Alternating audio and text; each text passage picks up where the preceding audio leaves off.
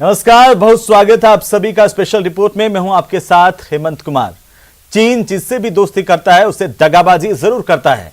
चीन जिसकी भी मदद करता है उसके साथ छल जरूर करता है। लंबी फहरिस्त है ऐसे देशों की जिनके साथ चीन ने दगा किया, चीन ने जिनके साथ छल किया। कुछ देश ऐसे भी हैं जिन्होंने चीन की साजिश को भांप लिया और अब वो उससे किनारा करने लगे हैं।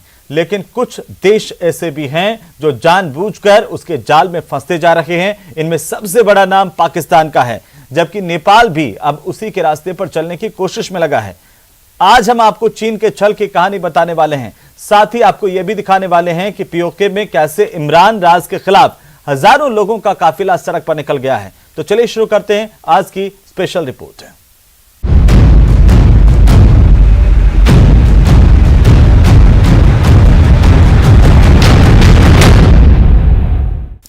पीओके यानी कि पाकिस्तान अधिकृत कश्मीर में एक 13 साल की बच्ची के साथ हैवानियत की गई और इस बच्ची के साथ न सिर्फ बलात्कार किया गया बल्कि उसका सिर भी काट दिया गया। इस दरिंदगी के बाद पीओके में कोहराम मचा हुआ है। यहां की आवाम इमरान सरकार और स्थानीय प्रशासन के खिलाफ आंदोलन कर रही है। यही नहीं, हजारों लोगों की भीड़ पाकिस्तान मुर्दाबाद के नारे लगा रही है। ये खास रिपोर्ट देखिए।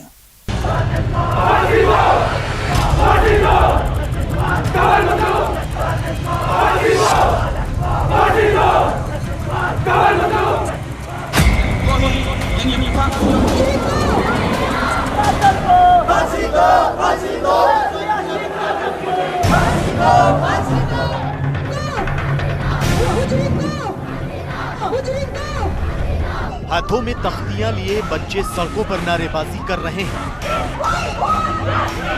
पाकिस्तान की इमरान सरकार के खिलाफ अपने गुस्से का इजहार कर रहे हैं।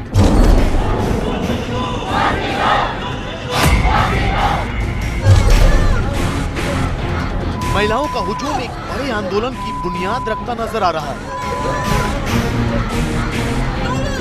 इमरान खान की निकम्मी सरकार को लानतें भेजी जा रही हैं। युवाओं और बुजुर्गों की भीड़ इंसाफ की मांग कर रही है। सरकार और प्रशासन की नाक के नीचे होने वाले जुल्मों के खिलाफ लोग प्रदर्शन कर रहे हैं।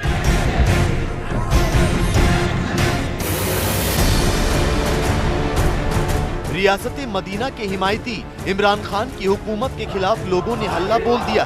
रोज होती नाइंसाफी और कट्टरपंथियों की दरिंदगी ने लोगों को इमरान विरोध का झंडा थामने पर मजबूर कर दिया। पाकिस्तान अधिकृत कश्मीर की आवाम इमरान सरकार से इस कदर आजिज आ चुकी है कि अब उसने नियाजी राज से आजादी का मन बना लिया है। पहले सौतेला व्यवहार और अब कट्टरपंथी ताकतों की दरिंदगी ने पीओके की जनता का गुस्सा सातवें आसमान पर पहुंचा दिया है। दरअसल पाकिस्तान अधिकृत कश्मीर में कुछ ऐसा हुआ कि सड़कों पर जन सैलाब उमड़ पड़ा। पीओके की एक बेटी के साथ ऐसी बर्बरता की गई कि लोगों का आक्रोश फूट पड़ा। आपको यकीन नहीं होगा, लेकिन पीओके में एक 13 साल की बच्ची का बलात्कार किया गया। बलात्कार करने के बाद दरिंदे ने उसका सिर कलम कर दिया। इस्लामाबाद से महज 94 किलोमीटर दूर है पाकिस्तान अधिकृत कश्मीर के मीरपुर जिले का डडियाल। डडियाल में ज्यादा से ज्यादा 100 गांव होंगे, लेकिन छोटी सी आबादी वाले इस कस्बे में एक शैतान ने यहाँ की बेटी को न सिर्फ अपनी हवस का शिकार बनाया बल्कि उसका सिर भी कलम कर दिया। इस घटना के बाद स्थानीय प्रशासन की ओर से कोई ठोस कार्रवाई नहीं की गई। लिहाजा लोग इंसाफ की मांग करते हुए सड़कों पर निकल पड़े। ये लोग पीओके की पिट्ठू सरकार और इमरान खान के खिलाफ प्रदर्शन करने लगे। प्रदर्शनकारी मांग करने लगे कि बलात्कार के आरोपी को उन्हें सौंप दिया जाए। अगर स्थानीय प्रशासन और पुलिस आरोपी को फांसी पर नहीं लटकाती तो अंजाम बहुत बुरा होगा। जिस वाकया को बयान करते हुए भी दिल खून की आंसू रो रहा हो, उस दरिंदा सिफ्त इंसान ने उसको कत्ल किया, उसका सर तन से जुदा किया, फिर वापस वो पंजाब चला गया। वो रियासत का बात है। यहाँ पे जो है हर बंदा आके जुल्म सितम करता है, हर बंदा आके अपनी इजारादारी कर रहा है और हम कब तक खामोश रहेंगे। हम ये मैसेज देना चाहते हैं कि कोई लावारिस बच्ची नहीं है और शहर का बच्चा बूढ़ा और जवान उसके पुष्ट के पीछे खड़े। तुमने जुल्म किया और तुम्हें इस जालिम को फांसी देनी पड़ेगी। इस जालिम की फांसी में अब एहलियार डुडियाल किसी ताखीर को भी बर्दाश्त नहीं करेंगे। 13 साल की बेटी से बर्बरता के बाद जब हंगामा बरपा तो स्थानीय पुलिस की नींद टूटी। मामले की गंभीरता को देखते हुए मीरपुर जिले के एसएसपी ने आरोपी के खिलाफ ठोस केस बनाने और उसे सख्त से सख्त सजा दिलाने की बात कही। अभी हम इस फेज में है कि अभी हम उस केस की उसका जो एविडेंस कलेक्शन है वो फाइल हम तैयार कर रहे हैं और इंशाल्लाह हम एक आध दिन में उसका जो नामुकम्मल चालान है वो जमा करवा देंगे।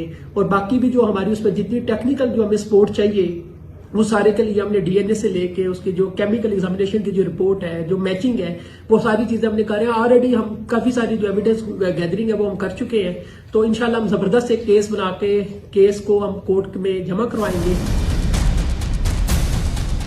पाकिस्तान की इमरान सरकार पीओके के विकास की बात करती है, पीओके को जम्मू कश्मीर से बेहतर बनाने के दावे करती है, लेकिन हकीकत तो ये है कि पाकिस्तान अधिकृत कश्मीर में ना तो किसी तरह का कोई विकास का काम हुआ है और ना ही यहाँ कानून का राज है। पीओके में आतंकी खुलेआम घूमते हैं। पीओके को कट्टरपंथियों ने अपना अड्डा बना रखा है और तो और यहाँ की बहन बेटियों पर इनकी बुरी नजर रहती है। पीओके के लोग अपनी बेटियों को तालीम देना चाहते हैं, जबकि कट्टरपंथी उन्हें अपनी हवस मिटाने का सामान बनाना चाहते हैं। आतंकवादी संगठन पीओके में अपने वजूद को बनाए रखने के लिए सेक्स रैकेट चलाते हैं। आतंकवादी कश्मीरी महिलाओं का बतौर सेक्स स्लेव इस्तेमाल करते हैं। यही नहीं, आतंकवादियों के अलावा पाकिस्तान की सेना भी यहाँ की महिलाओं के साथ बलात्कार करती है। ये इस बात को दर्शाता है कि पाकिस्तान ऑक्युपाइड कश्मीर में लॉ एंड ऑर्डर की स्थिति कितनी ज्यादा दयनीय है। पाकिस्तान की जो केंद्रीय सरकार है वो पाकिस्तान ऑक्युपाइड कश्मीर के लोगों के साथ दोयम दर्जे का ट्रीटमेंट करती है। वहाँ के प्राकृतिक संसाधनों का भी वो लगातार दोहन करती है और वहाँ के नागरिकों में किसी भी तरीके की जो सुरक्षा की भावना है उसकी लगातार कमी देखी जाती है। उनकी जो बेसिक एमिनिटीज़ हैं उसमें लगातार अभाव बना रहता है और पूरे पाकिस्तान ऑक्युपाइड कश्मीर के रिसोर्सेज का भी लगातार दोहन करता है, उसका डाइवर्जन करता है। पीओके जैसे वॉर जोन में बलात्कार पीड़ितों के लिए न्याय मिलना किसी सपने जैसा होता है। यहाँ बलात्कारी अपनी सुरक्षा सुनिश्चित करने के लिए सियासतदानों से जान पहचान और सैन्य संस्थानों से अपने संबंधों का इस्तेमाल करते हैं। महनाज, नसरीन और सोफिया बानो जैसी महिलाएं इंसाफ की आस में बरसों गुजार देती हैं। तो शायद यही वजह है कि अब इस हैवानियत के खिलाफ पाकिस्तान अधिकृत कश्मीर से हल्ला बोला जा रहा है। पीओके के लोग पाकिस्तान सरकार की मुखालफत कर रहे हैं।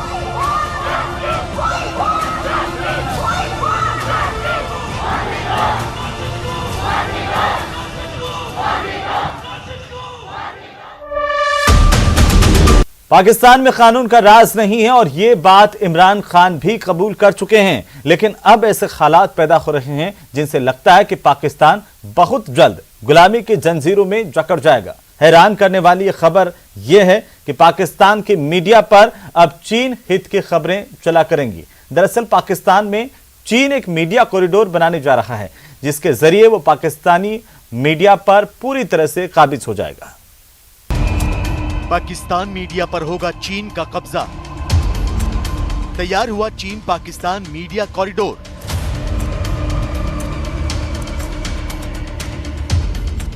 चीन पाकिस्तान को पूरी तरह अपनी गिरफ्त में लेना चाहता है। चीन पाकिस्तान को अपनी कॉलोनी बनाकर वहां राज करना चाहता है। साम्यवाद का सब्ज़बाग दिखाकर उसने पूंजीवाद के जरिए पहले पाकिस्तान को कर्ज के दलदल में धकेल दिया, तो अब पाकिस्तान से पूरी दुनिया में अपना प्रोपेगेंडा चलाने के लिए चीन ने वहां की मीडिया को अपना गुलाम बनाने की तैयारी कर ली। चीन पाकिस्तान इकोनॉमिक कॉरिडोर की ही तरह शी जिनपिंग ने चाइना पाकिस्तान मीडिया कॉरिडोर की बुनियाद रखी। इसके जरिए चीन की कोशिश पाकिस्तान और दुनिया में अपनी छवि को बेहतर करना है, वेस्टर्न मीडिया के खिलाफ पाकिस्तान का इस्तेमाल करना है। वॉशिंगटन टाइम्स की एक रिपोर्ट के मुताबिक चीन की कोशिश ये है कि वो पाकिस्तान के पूरे मीडिया जगत पर कब्जा कर ले। इसके लिए सितंबर में चीन ने इमरान खान सरकार के साथ China Pakistan media corridor group बनाया है। चीन की पहली कोशिश पाकिस्तान के लोकल मीडिया पर कब्जा कर अपनी इमेज को बेहतर करना है। सीपेक के खिलाफ पाकिस्तान के बलूचिस्तान से उठ रही आवाजों को दुनिया तक पहुंचने से रोकना है। तो इसके लिए पाकिस्तान में सरकार का समर्थन करने वाले थिंक टैंक भी बनाए जा रहे हैं। पिछले हफ्ते ऐसे ही एक थिंक टैंक में इमरान खान ने 1.5 घंटा लंबा भाषण दिया था। अक्टूबर 2021 तक बैरूनी और मुकामी कर्जों का जो मजमूई हुजम है वो 40,279 अरब रुपए तक पहुंच गया है, जबकि अक्टूबर 2020 में जो हमारे मजमूई कर्जे हैं वो 35,504 अरब रुपए थे। कुछ इसी अंदाज में पाकिस्तान का मीडिया इमरान सरकार की खिंचाई कर रहा है। नियाजी के राज में पाकिस्तान की बर्बादी से अपनी कौम के साथ पूरी दुनिया को आगाह कर रहा है। लिहाजा इमरान खान भी चाइना पाकिस्तान मीडिया कॉरिडोर बनाने पर राजी हो गए। चीन का इस्तेमाल कर मीडिया पर प्रतिबंध लगाने के लिए तैयार हो गए। तो चीन के सरकारी मीडिया हाउस अब उर्दू में भी खबरें और विश्लेषण प्रसारित कर रहे हैं। Xinhua news agency, Gwadar pro और चाइना ग्लोबल टीवी नेटवर्क इसके उदाहरण हैं।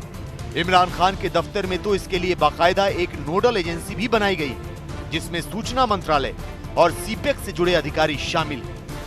चाइना पाकिस्तान मीडिया कॉरिडोर का बनाया जाना चाइना की पाकिस्तान के प्रति जो उपनिवेशवादी और आधिपत्यवादी नीतियां हैं, जो साजिशें हैं, उसी का हिस्सा है। चाइना अब पूरे पाकिस्तान के मीडिया पर भी अपना कंट्रोल स्थापित करना चाहता है। चाइना पाकिस्तान को आने वाले वर्षों और दशकों में एक उपनिवेश के तौर पर डेवलप करने की मंशा रखता है। ये बात स्पष्ट रूप से दिखाई देती है। पाकिस्तान मीडिया पर अंकुश लगाने के लिए चीन ने वहां के जाने माने पत्रकारों को पैसों का लालच देकर अपने साथ मिलाना शुरू कर दिया है। पाकिस्तान की मीडिया हाउसेज में चीन भारी निवेश कर रहा है। यही नहीं, चीन के ही हिसाब से न्यूज कंटेंट, प्रेजेंटेशन और सेंसरशिप जैसी चीजें तय हो रही हैं। अवाम की राय को थिंक टैंक और दूसरे सरकारी जरियों से मॉनिटर किया जा रहा है। इसके लिए पाकिस्तान स्थित चीन के दूतावास का भी इस्तेमाल किया जा रहा है।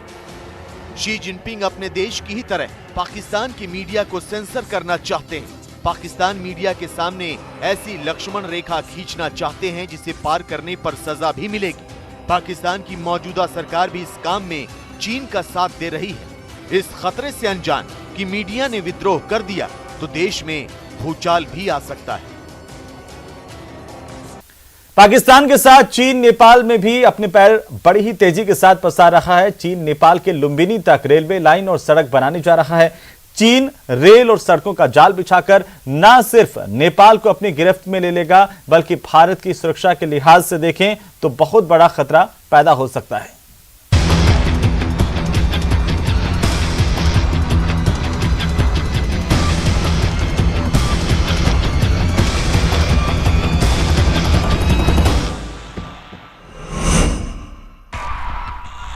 उपनिवेशवाद, विस्तारवाद या कहें साम्राज्य विस्तार ही चीन का एजेंडा है। इस एजेंडे पर चलते हुए चीन पहले छोटे और गरीब देशों को पैसों का लालच देता है, फिर उन्हें कर्ज के जाल में उलझाता है और उसके बाद इन देशों में विकास के नाम पर लाल झंडा फहराने लगता है। नेपाल भी उन्हीं देशों में शामिल है जो चीन की साजिशों का शिकार बनता जा रहा है। भारत के खिलाफ चीन के लिए एक घातक हथियार बनता जा रहा है। खबर है कि चीन दक्षिण तिब्बत से नेपाल की लुम्बिनी तक रेलवे लाइन और सड़क बनाने जा रहा है। उसका दावा है कि इससे नेपाल की अर्थव्यवस्था सुधरेगी, जो उत्तर कोरिया के बाद सबसे गरीब देश है। चीन इस रेल लाइन और सड़क निर्माण को दक्षिण एशिया में बेल्ट एंड रोड इनिशिएटिव का हिस्सा बता रहा है, जबकि हकीकत क्या है ये सबको पता है। नेपाल तक रेल लाइन और सड़क मार्ग बनाने की योजना चीन ने भारत को ध्यान में रखकर ही तैयार की है। रक्षा जानकारों की माने तो इस प्रोजेक्ट का असल मकसद जरूरत के वक्त अपने सैनिकों को तुरंत भारत की सीमा तक पहुंचाना है। रेल नेटवर्क बिछाने और सड़क बनने के बाद चीन नेपाल के रास्ते काफी कम समय में अपने सैनिकों को भारतीय सीमा पर पहुंचा सकता है। लुम्बिनी में भगवान बुद्ध की जन्मस्थली में, जहां पर और भी देशों के तरह तरह के पगोड़ा बने हुए हैं, चीन बौद्ध के एक्सपेंशन के लिए वहां तक रेलवे लाइन बिछाने की योजना बना रहा है। इस रेलवे लाइन के बिछाने से वह भारत सीमा से महज 8 किलोमीटर उत्तर तक रह जाएगा और उसको इसका इस्तेमाल करते हुए, जिसमें नेपाल की चाहे इच्छा शामिल हो या न शामिल हो, उससे वो भारत के खिलाफ सामरिक संसाधन और शक्तियों को बॉर्डर पे ला सकता है, कोएसिव एक्शंस ले सकता है। चीन के राष्ट्रपति शी जिनपिंग ने साल 2019 में नेपाल की यात्रा की थी। इस यात्रा के दौरान दोनों देशों के बीच 20 समझौतों पर हस्ताक्षर हुए थे। इनमें से एक समझौता दक्षिण तिब्बत से काठमांडू के नजदीक लुम्बिनी तक रेल लाइन बिछाना भी था। चीन ने इसे ट्रांस हिमालय कनेक्टिविटी नेटवर्क को सुधारने और नेपाल की परेशानियों को दूर करने का नाम दिया, जबकि वो रेल और सड़कों का जाल बिछाकर न सिर्फ भारत को घेरना चाहता है बल्कि नेपाल को इतना मजबूर कर देना चाहता है कि वो चाहकर भी चीन के खिलाफ आवाज ना उठा सके। नेपाल को भी पता है कि चीन के मंसूबे क्या हैं, लेकिन कम्युनिस्ट विचारधारा नेपाल सरकार के देश हित वाले प्रथम उद्देश्य पर हावी हो रही है। नेपाल खुद न सिर्फ चीन के जाल में फंसता जा रहा है बल्कि भारत को भी मुसीबत में डाल रहा है। तो खबरों में फिलहाल वक्त तो चला एक छोटे से ब्रेक का, जल्द लौटेंगे, आप बने रहिए हमारे साथ। Team network.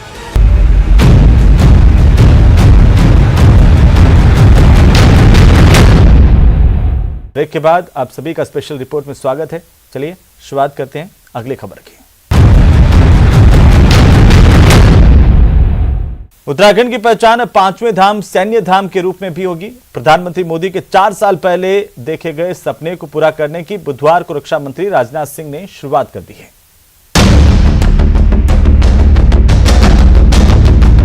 शहीद परिवारों के आंगन से लाए गए ये माटी कलश अब सैन्य धाम की शोभा बढ़ा रहे हैं। 1734 परिवारों के आंगन की मिट्टी जब एक साथ मिली तो रक्षा मंत्री ने सबसे पहले इस माटी का तिलक लगाकर वीरों की भूमि की पवित्रता को चरितार्थ कर दिया। राजनाथ सिंह ने कहा कि इस काम को तय लक्ष्य में ही पूरा होना चाहिए, साथ ही ऐसी व्यवस्था होनी चाहिए ताकि लोग ऑनलाइन भी सैन्य धाम के दर्शन कर सकें और हर शहीद की वीर गाथा अमर रहे। और मुझे खुशी है कि 1734 जो शहीद परिवार हैं उन परिवारों के आंगन की मिट्टी लाकर अब इस उत्तराखंड में सैन्य धाम बनेगा। मेरे बहनों भाइयों, यह कोई छोटी बात नहीं है। शहीद कौन होता है? जिसका मन बड़ा होता है। जिस भव्य और दिव्य देशभक्ति की भावना से ओतप्रोत सैन्य धाम का स्वप्न हम सभी ने देखा था, अब वो साकार होने जा रहा है। हमारे रणबांकुरों को एक श्रद्धांजलि मात्र नहीं है, बल्कि यह वह स्थान है जहां देश भर के असंख्य युवाओं को राष्ट्र सेवा के लिए भी यह स्थान प्रेरित करेगा। यहाँ ये शहीद परिवारों की आंखें भी सैन्य धाम में आकर नम हो गई। गौरवान्वित है ये भूमि। इस भूमि का जो जितना भी बोला जाए, जितना भी इसका गुणगान किया जाए उतना ही कम है। और मैं ये कहती हूँ कि मेरे आखिरी पायदान पर हम लोग, और इतने साल बाद मतलब 71 से अब तक अब याद किया जा रहा है, तो हमें बहुत अच्छा लगा, बहुत खुशी हुई। 63 करोड़ की लागत से बन रहे सैन्य धाम को अगले 2 साल में पूरा करने का लक्ष्य रखा गया है और 2024 चुनाव से पहले भव्य सैन्य धाम तैयार हो जाएगा। न्यूज़ 18 के लिए देहरादून से भारती सकलानी की रिपोर्ट। उत्तराखंड का नैनीताल शहर खूबसूरत ही नहीं बल्कि यहाँ की वादियां पर्यटकों को सुकून भी देती हैं। देश भर के पर्यटकों की पसंद वाले इस कुदरती खजाने पर खतरा मंडरा रहा है। होने को पिछले कुछ सालों में शहर खतरे की जद में आया जरूर है, लेकिन अक्टूबर की आपदा के बाद शहर पर संकट के बादल मंडराने लगे हैं।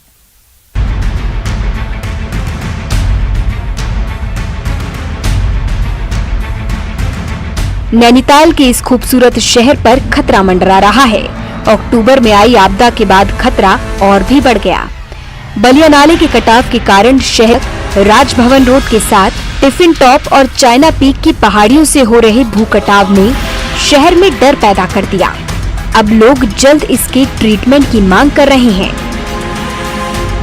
हाँ, जहाँ से ऐसे डिस्टरबेंस हैं, चाहे वो बलिया नाला वाले क्षेत्र में हो, चाहे पीछे आप देखो निहाल नाले वाले इसमें देखें, राजभवन के पीछे वाले क्षेत्र से देखें, तो जगह जगह जो है लैंडस्लाइड हो रहे हैं, जगह जगह गिर रही है। आम जन को और यहाँ के जो हमारी वन्य जीव संपदा है, सबको यहाँ पे बहुत ज्यादा नुकसान हो रहा है। दरअसल अंग्रेजों के दौरान से ही भूस्खलन होता रहा है, लेकिन 1998 के कॉलेज गेट के भूस्खलन ने अलार्म बजा दिया। पिछले कुछ सालों में नैनीताल शहर के चारों तरफ जमीन धंस रही है, तो संकट सड़क से लेकर आबादी वाले स्थानों तक है। हालांकि शहर के चारों तरफ से हो रहे कटाव पर अब तक ट्रीटमेंट का काम शुरू नहीं हो पाया है। वहीं जानकार मानते हैं कि शहर से निकलने वाला लेक फॉल्ट इस कदर सक्रिय होने से खतरा बढ़ रहा है। वहीं जिला प्रशासन, फिर सर्वे करने की बात कर रहा है। इसको पुनः सर्वे करने के लिए अब आरएफपी वगैरह फ्लोट हो गई थी और लगभग जो किस एजेंसी के माध्यम से वो काम करेंगे वो लगभग फाइनल हो गया है। तो दिक्कतें आ रही है शहर की चारों ओर, तो उनको भी उसमें हम लोग इंक्लूड कर रहे हैं। हमने आगाह किया था जब पहला भूस्खलन हुआ था यहाँ पे 1998 में डीएसबी गेट के पास, तभी हमने आगाह किया था कि ये फॉल्ट एक्टिव हो रहा है और इसके आसपास में कोई इस तरह का कंस्ट्रक्शन न किया जाए जो कल को दोषपूर्ण साबित हो। एक रिपोर्ट के अनुसार शहर की भार वहन करने की क्षमता 2014 से पहले खत्म हो चुकी है। बावजूद इसके शहर में सरकारी काम से लेकर अवैध निर्माण तक बदस्तूर जारी है। लेकिन जिस तरह की चिंताएं अब शहर को लेकर दिखने लगी हैं, अगर अब भी नहीं जागे तो भविष्य के परिणाम और खतरनाक हो सकते हैं। वीरेंद्र बिष्ट, न्यूज 18 नैनीताल। तो चलिए इसी के साथ ही हमारे इस खास पेशकश में फिलहाल इतना ही। आप देखते रहिए न्यूज 18 राजस्थान।